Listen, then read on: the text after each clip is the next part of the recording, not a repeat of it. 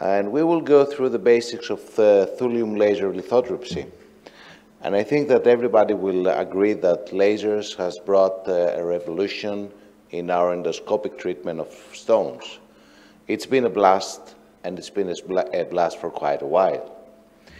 Actually, the laser was an old idea. It was initially thought and reported, the basic principles, by Albert Einstein back in 1917. It took a little while until we got the first laser. It was not until 1960.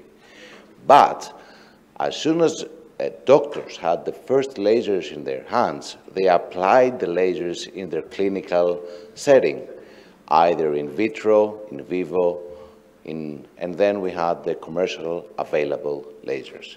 So, since 1992, we have the holmium YAG laser, which is, I think, the gold standard, the mainstay of our armamentum to treat lithiasis with a laser.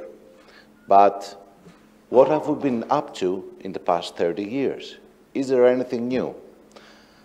I would like to note that we have becoming better and better regarding the technology that we've been using for the past 30 years.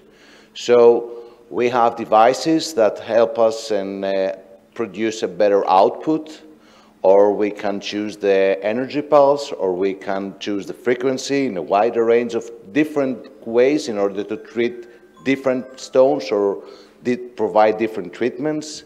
We can now manipulate the pulse duration, and we know that this has different applications. We can use fibers that have different thicknesses, and we have also the Moses technology that it is available to us. We also have 30 years of clinical experience. We've been using laser, holmium laser, and we are treating kidney stones, urethral stones with the laser. This means that we have learned how to use them in a clinical setting. We know that the energy pulse is what defines the fragment size. So, if we want to have large fragments, then we should use higher pulse energy. Or if we want to have finer fragments, we know that we should use lower pulse energy. We know that if we want to perform intrarenal surgery, we cannot really aspire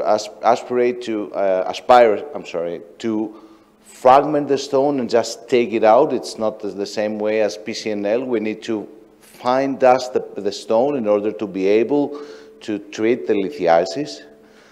And we know that the intrarenal surgery is a time-sensitive operation, so we cannot perform rears for many hours. So in order to be able to be efficient and reduce the time of the operation, we should know that the key aspect should be to increase the frequency of our pulses. We also know that by handling the pulse duration, we can expect to have less retropulsion in our stones, less fiber degradation.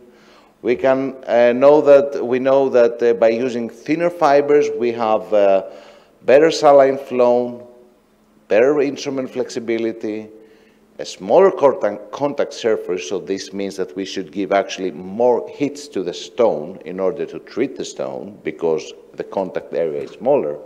But we have a higher density because by using the same energy on a smaller surface, we actually give a small but very powerful punch.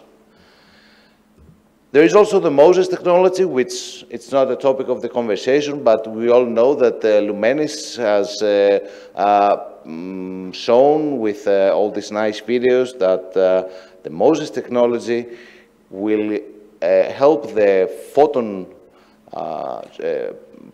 particles of the laser to propagate through the vacuum and actually hit the stone in a more efficient manner, and it will also produce less retropulsion to the stones. Do we have a new option? We had this option a long time ago. This is Per Theodor Cleve. He's Swedish, he's a mineralogist, and back in 1879, he started looking into the mineral of erbium oxide, and he isolated holmium. the same substance that we're using in holmium laser. But he also managed to isolate another element, which is thulium.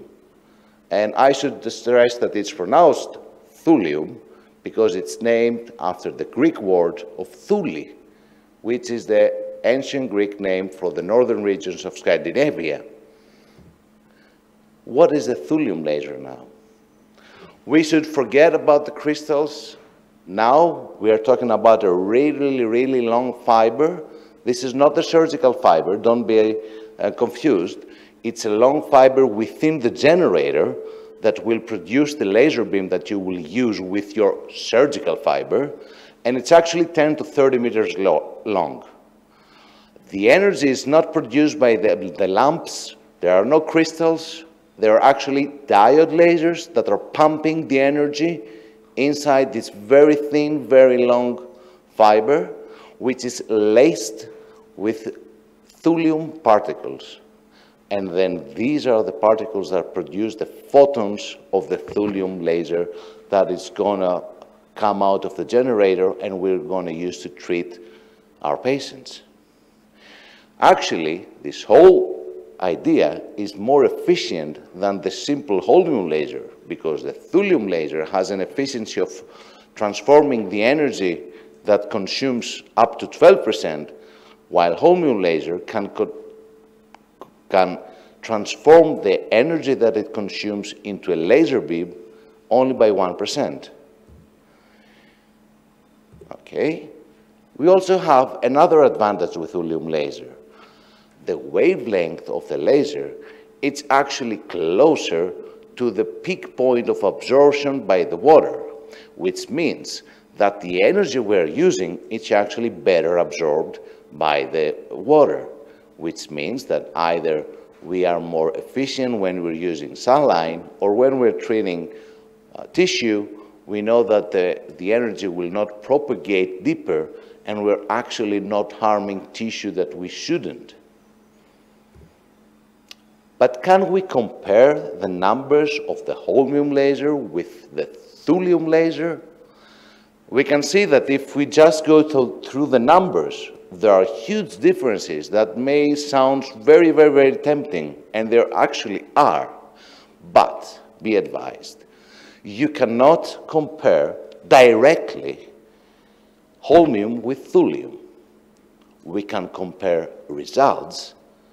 We can know that we have different settings, but you cannot choose just because there are different numbers, either in the pulse energy, the frequency, or the pulse duration.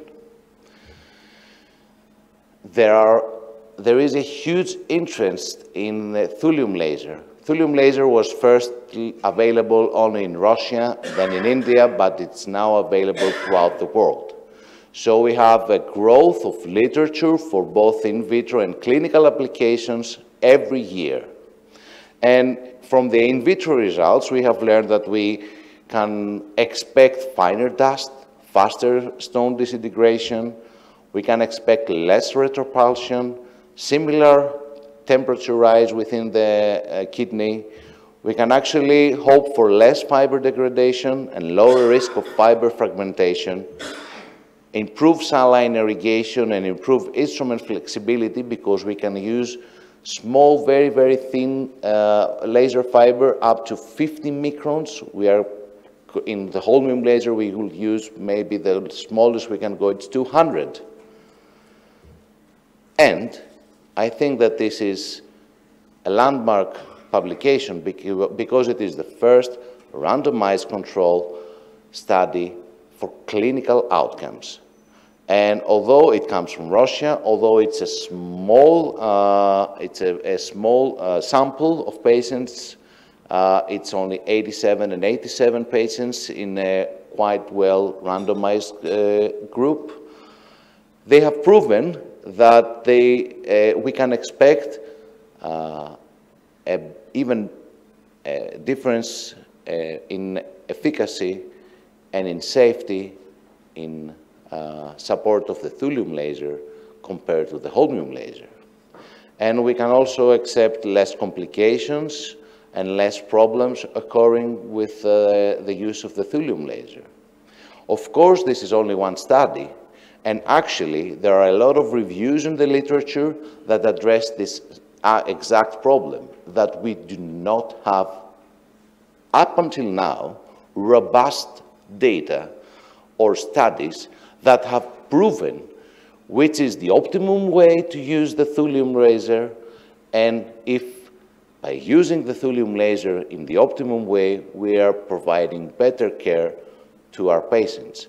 I think, though, that from this introduction, we can see that we have come a long way from just busting stones, and we can hope that we will get better and better results. Hopefully, the next talk, which is actually the clinical application of the thulium laser, will enlighten us on that matter. Thank you very much.